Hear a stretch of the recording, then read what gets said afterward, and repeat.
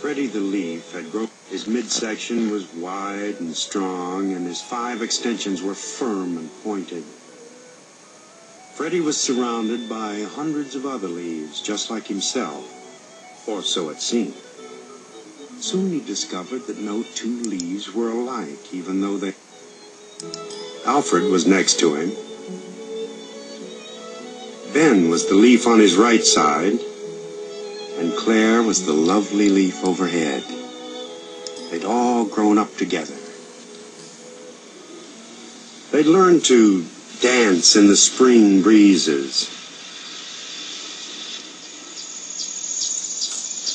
bask lazily in the summer sun, and wash off in the... As Freddie's best friend, the largest leaf on the limb, and seemed to have been there before anyone else. It appeared to Freddie that Daniel was also the wisest among them. It was Daniel who told them that they were part of a tree. It was Daniel who explained that the tree had strong roots in the ground below.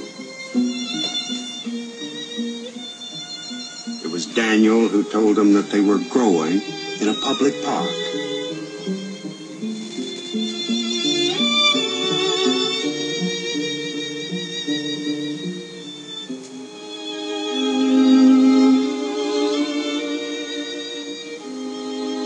He explained about the birds who came to sit on their branches and sing morning songs.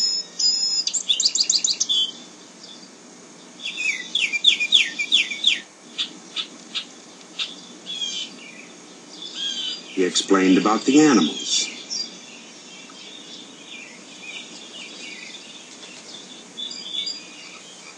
The sun,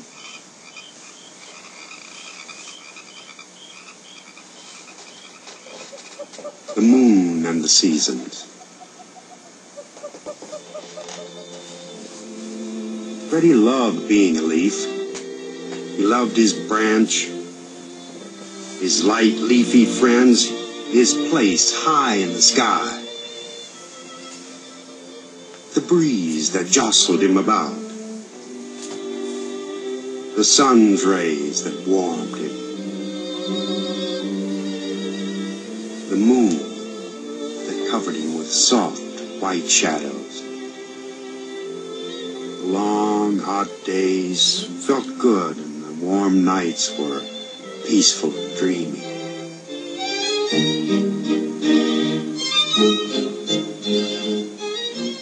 There were many people in the park that summer.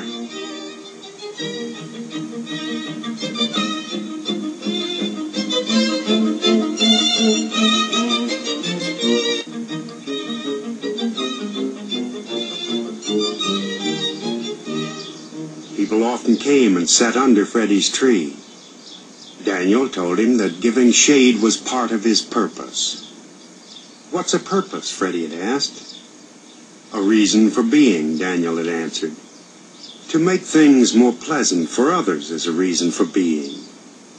To make shade for old people who come to escape the heat of their homes is a reason for being. To provide a cool place for children to come and play. To fan with our leaves the picnickers who come to eat on checkered tablecloths. These are all reasons for being."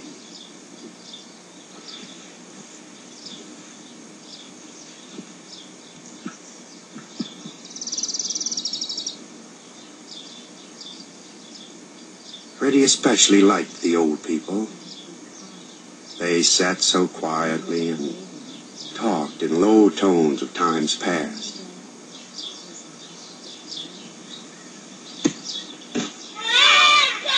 The children were fun, too, even though they sometimes tore holes in the bark of the tree. Still, it was fun to watch them move so fast and to laugh so much.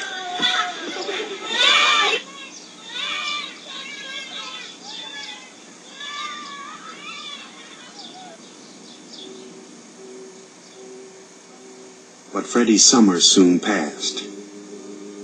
It vanished on an October night. He'd never felt it so cold. All the leaves shivered with cold. In the morning, they were coated with a thin layer of white.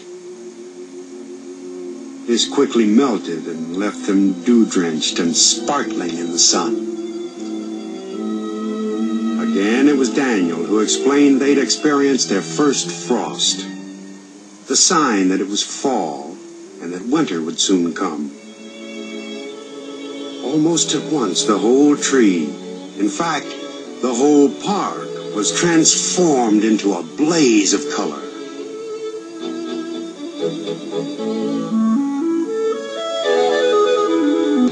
Alfred had turned a bright yellow. Ben had become a deep red. Claire, a yellow orange. Daniel, a rich golden brown. And Freddie was red and gold and orange. How beautiful they all looked. Why did we turn different colors, Freddie asked, when we're on the same tree? Each of us is different, said Daniel matter-of-factly. We've had different experiences. We face the sun differently. Why should we not have different colors? Daniel told Freddie that this wonderful season was called fall.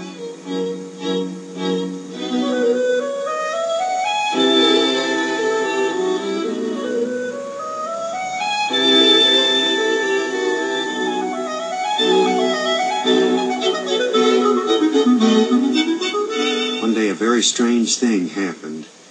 The same breezes that in the past had made the leaves dance began to push and pull at their stems, almost as if they were angry. This caused some of the leaves to be torn from their branches and dropped to the ground. Leaves fell throughout the park.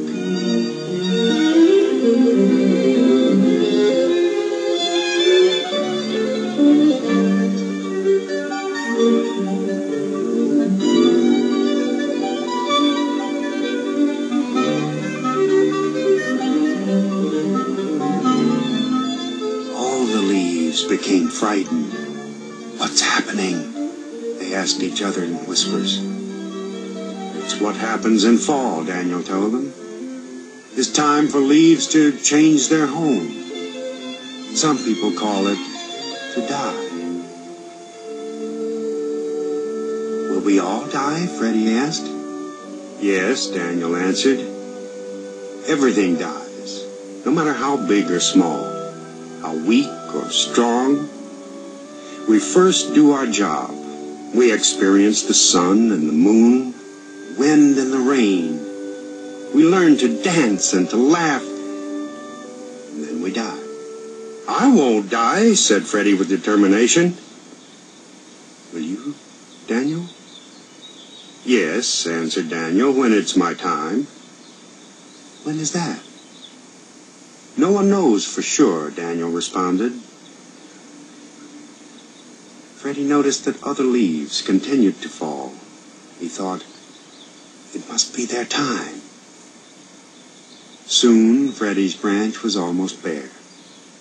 I'm afraid to die, Freddie told Daniel. I don't know what's down there. We all fear what we don't know, Freddie. It's natural, Daniel reassured him. Yet, you weren't afraid when spring became summer. You weren't afraid when summer became fall. They were natural changes. Why should you be afraid of the season of death? Does the tree die too? Freddie asked. Someday. But there's something stronger than the tree. It's life. That lasts forever, and we are all part of life. Where will we go when we die? No one knows for sure. That's the great mystery. Will we return in the spring? We may not, but life will. Then what's been the reason for all of this? Why were we here at all if we only have to fall and die? Daniel answered in his matter-of-fact way. It's been about the sun and the moon. It's been about happy times together.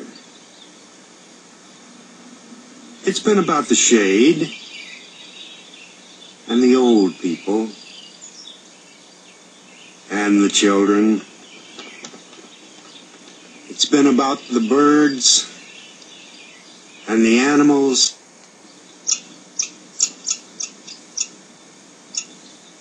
and the colors in fall. Isn't that enough? That afternoon, in the golden light of dusk, Daniel let go. He fell effortlessly. He seemed to smile peacefully as he fell. "Goodbye for now, Freddie," he said. The first snow fell the following morning. It was soft and white and gentle, but it was bitter cold. Freddie found himself losing his color, becoming brittle. The snow weighed heavily upon him. Soon he was alone, the only leaf left on his tree.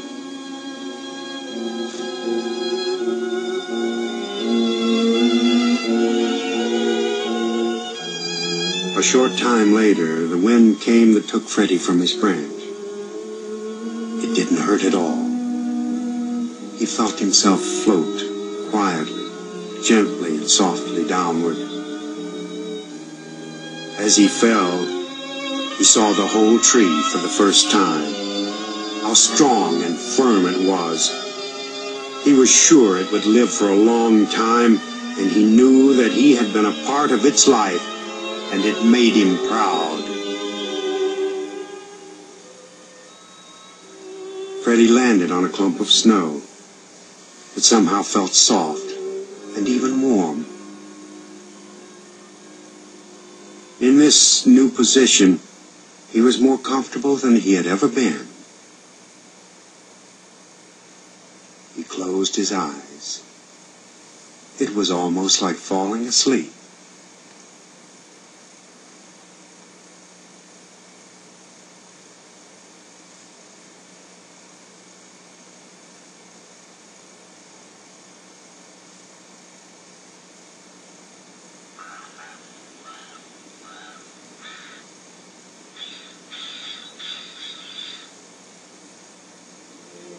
Freddie didn't know that spring would follow winter, and that the snow would melt into water. He didn't know that what appeared to be his useless, dried self would join with the water and serve to make the tree stronger.